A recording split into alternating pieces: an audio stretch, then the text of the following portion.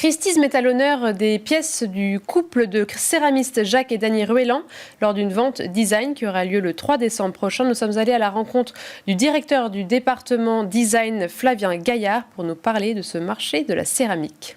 J'ai le plaisir de vous accueillir pour vous faire découvrir la collection Shaping Colors autour des céramistes Jacques et Dany Ruelland, une collection constituée par Christina Cordula et son mari Frédéric Cassin au fil des années, qui retrace le parcours de ce couple de céramistes mythiques des années 50 aux années 90. Ce qui est assez intéressant dans les Ruelland, c'est que vous avez tout un répertoire de formes assez fantastique et de couleurs.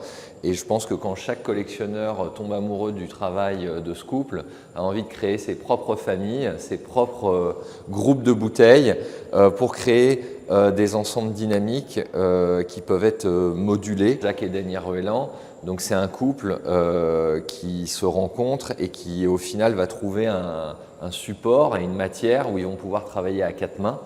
Dany, elle est sur la forme et le côté sculpteur, on va dire, et alors que Jacques, il est sur le travail de l'émail et la céramique permet ce travail à quatre mains où il y en a un qui va créer ces formes, des formes relativement pures, qui sont légèrement retravaillées avec des cols qui sont légèrement décentrés, qui montrent une fragilité et un vrai souci esthétique de la forme pure.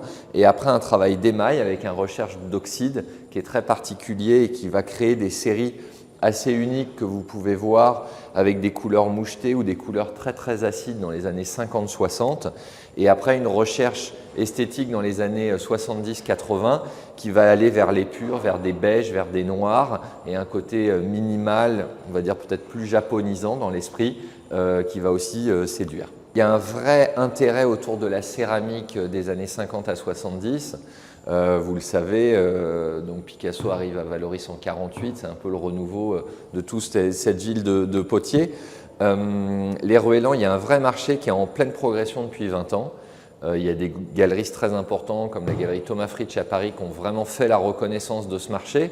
Je pense que des bouteilles ou des vases comme ça, il y a une quinzaine, vingtaine d'années, c'était des vases qui valaient 500-600 €, on va dire. Aujourd'hui, on est sur plusieurs milliers d'euros avec des batailles acharnées pour des couleurs et des raretés.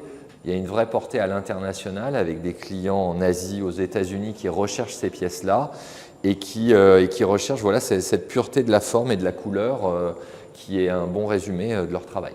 Dans les pièces vraiment très rares, vous avez ces trois bouteilles qui sont dites les Demoiselles d'Avignon.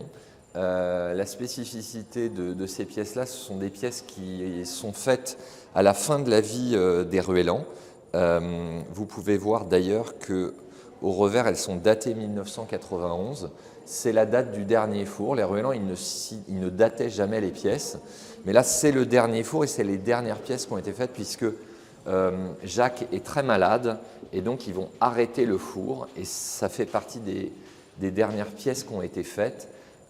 Donc je trouve que c'est un très beau symbole pour des collectionneurs d'avoir des pièces aussi historiques. C'était notre reportage chez Christie's. Tout de suite, l'interview du week-end.